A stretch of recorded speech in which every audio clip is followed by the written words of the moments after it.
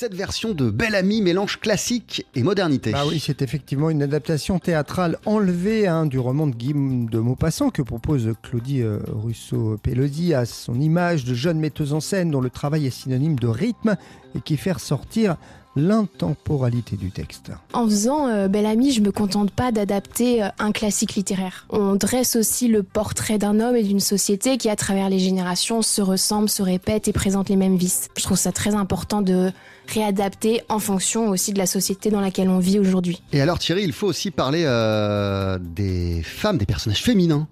Eh ben oui, parce que dans Belle Amie, elles sont essentielles et comme souvent, ce sont elles qui tirent les ficelles, entre guillemets. Belle Amie, il n'existe pas sans les femmes en fait.